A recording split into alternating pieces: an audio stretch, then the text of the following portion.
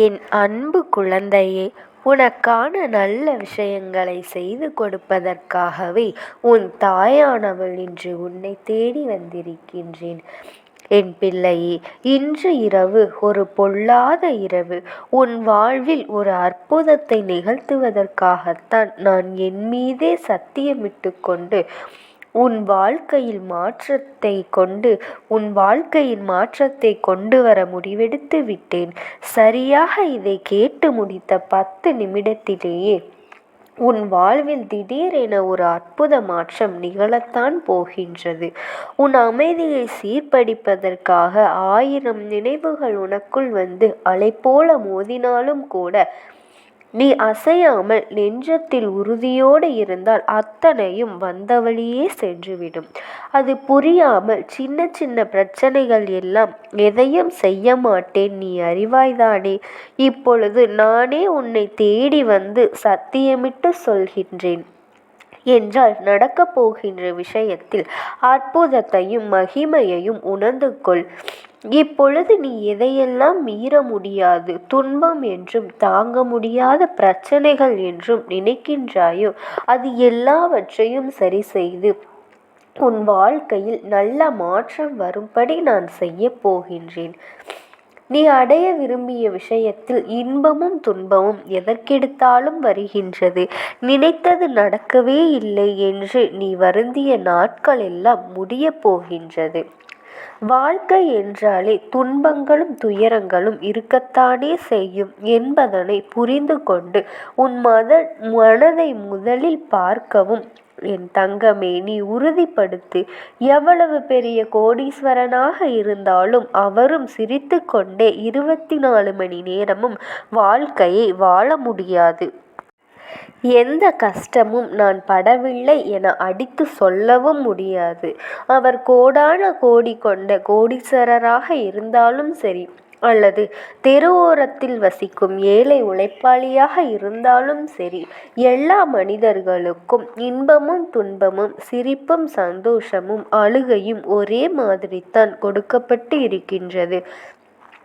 என்னுடைய வாழ்க்கையில் ஏதாவது நல்லது நடந்து விடாதா என கேட்டால், மற்றவர்களின் வாழ்க்கையை பற்றி சொல்கின்றாயே தாயே, எனக்கு ஒரு நல்லது நடத்தி கொடுக்க மாட்டாயா? என் வாழ்வில் வரும் மாற்றங்கள் வராதா என்கின்ற ஏக்கம் உனக்குள் இருப்பதை நான் நன்றாக அறிவேன். என் தங்கமே, நல்லதுதானே நடக்க வேண்டும். முதலில் நீ நல்லதை நினை, மற்றவர்களுக்கு நல்லதை செய். அதை விட்டுவிட்டு எனக்கு நல்லது நடக்கவே இல்லை என எதிர்மறையாக வார்த்தைகளை பிரயோகம் செய்து எதிர்மறையாக மனதிற்குள் யோசனை செய்கின்றாய். எப்போதும் நீ பேசக்கூடிய பேச்சுகளும் சிந்தனை செய்யக்கூடிய விஷயங்களும் மனதில் நடக்கவில்லை என்று எதிர்மறையான வார்த்தைகள் உன் வாயிலிருந்து வரக்கூடாது. எல்லாம் எனக்கு நல்லதாகத்தான் நடக்கின்றது. இது எல்லாவற்றையும் நல்லதாக நடத்தி கொடுக்க என் தாய் இருக்கின்றாள்.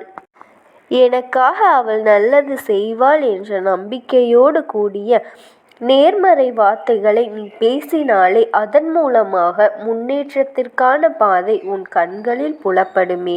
என் செல்லமே, எப்பொழுதும் எதிர்மறையான மனிதர்களிடம் பழகுவதும் எதிர்மறையான யோசனைகளும் வார்த்தைகளும் உனக்குள் வருவதும் உன் முன்னேற்றத்தை தடுப்பதற்கான சூழ்ச்சிகள் என்பதனை புரிந்து கொள். கிடைத்ததை அனுபவிக்க கற்றுக்கொள்ள வேண்டுமே தவிர கிடைக்காததை நினைத்து நினைத்து ஏங்கிக் கொண்டே வாழ்ந்து கொண்டிருந்தால் எப்படி துன்பம் உன்னை விட்டு விலகி போகும்? எது கிடைத்ததோ அது நன்மைக்குத்தான் என்று நினைத்து இப்போது கிடைக்கவில்லை, கூடிய சீக்கிரம் எனக்கு எல்லா நல்ல விஷயங்களும் கிடைக்கும் என நம்பிக்கையோடு என் பிள்ளை நீ எதிர்கொள்ள தயாராக இருக்க வேண்டும். உனக்கு கிடைக்காமல் எதுவுமே இருக்க விட மாட்டேன் என் செல்லமே. நீ மற்றவர்களுக்கு நல்லவனாக இருக்க வேண்டும். எல்லோரும் உன்னை நல்லவனிடம் செல்ல வேண்டுமென எதிர்பார்க்க வேண்டிய அவசியமே உனக்கு கிடையாது. உன் மனசாட்சிக்கு மட்டுமே நல்ல பிள்ளையாக இருந்தால் போதும். மற்றவர்களுக்கு விளக்கம் சொல்லவும் அல்லது மற்றவர்களை பார்த்து பயம் கொள்ளவும் உனக்கு அவசியம் கிடையாது. யாரோ எழுதியதல்ல, உன் வாழ்க்கை. என் செல்லமே, நீ எழுதுவதுதான் உன் வாழ்க்கை. நீ செய்யக்கூடிய செயல்கள்தான் உன் வாழ்க்கையில் நாளை கடக்கக்கூடிய செயல்களை தீர்மானிக்கின்றது.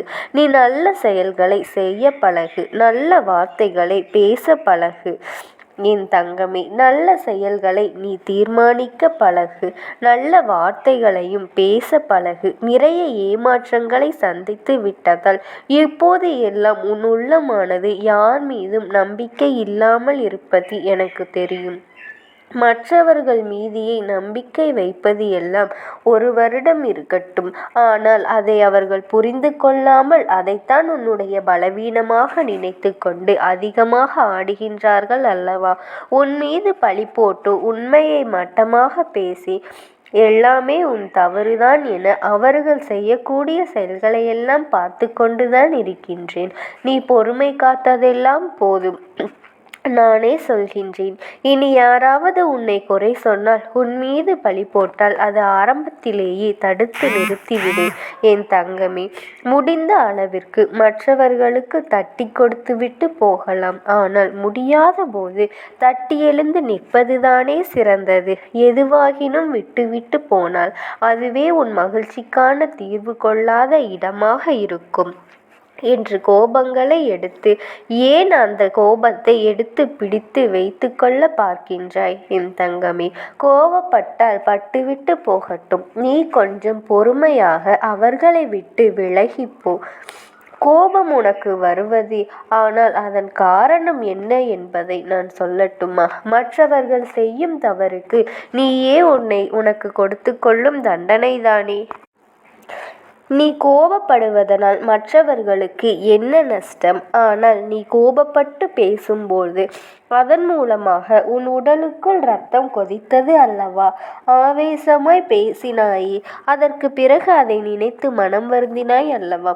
இவ்வளவு வருத்தங்களும் வேதனைகளும் குறைத்து கொள்வது உனக்கு அவசியமா? தேவையற்ற கோபத்தை தூக்கி போட்டுவிடு. கோபத்தை நீக்கினாலே அலங்காலமாய் இருக்கும் உன் வாழ்க்கை அழகானதாய் மாறிவிடும். உன் வாழ்வில் இருக்கக்கூடிய கவலைகள் எல்லாம் நீங்கி உனக்கான மகிழ்ச்சியை கொண்டு வந்து கொடுக்க உன் அம்மா நான் தயாராகத்தானே இருக்கின்றேன். நீ எப்போதும் நேர்மையாக இருப்பதனால் மற்றொருவருக்கு நல்லது நினைக்கின்றார்களோ இல்லையோ, ஆனால் அவர்கள் தேவைக்கு உன்னை பயன்படுத்தி கொள்ளத்தானே எதிர்பார்க்கின்றார்கள்.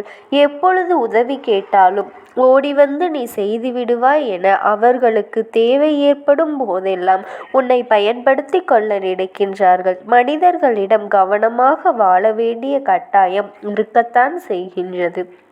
என் செல்லமே, உன் மனதிற்கு பிடித்த எந்த வேலையும் கடினமானது கிடையாது. எந்த வேலையை செய்தாலும் ஈடுபாட்டோடு அதை செய்யப்பார்.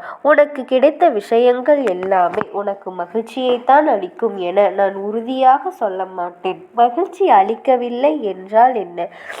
கொஞ்ச நேரத்தில் உன் மனம் பழைய நிலைக்கு வரத்தானே போகின்றது. உன் மனதை கட்டுப்பாட்டுக்குள் வைத்துக்கொள். உன் வாழ்க்கை என்பது நிலையில்லாத பல விஷயங்களை கொண்டது. அதற்கெல்லாம் கவலைப்பட்டு கொண்டே வாழ்ந்த அளவில் பேசாதே என் தங்கமே. நீ செய்த பாவங்கள் எல்லாம் நிச்சயமாக உன் எதிரில் வந்து நின்று கேள்வி கேட்கும். நீ செய்த புண்ணியங்கள் எல்லாம் அதற்கு நிச்சயம் பதில் சொல்லும். அதனால் பாவங்களையே மீறக்கூடிய அளவிற்கு நிறைய புண்ணியங்களை செய்ய பழகு. கொஞ்சம் பொறுமையோடு இருந்தால் அதன் மூலமாகவே உன் மனதில் உன் வாழ்வில் பல நன்மைகளும் புண்ணியங்களும் வந்து சேரும். என் தங்கமே, எந்த கசப்பான அனுபவங்களையும் நீ ஏற்படுத்தி கொள்ளாதே. இந்த அம்மாவினுடைய அன்பும் ஆசீர்வாதங்களும் உனக்கு எப்பொழுதுமே முழுமையாக கிடைக்கும்.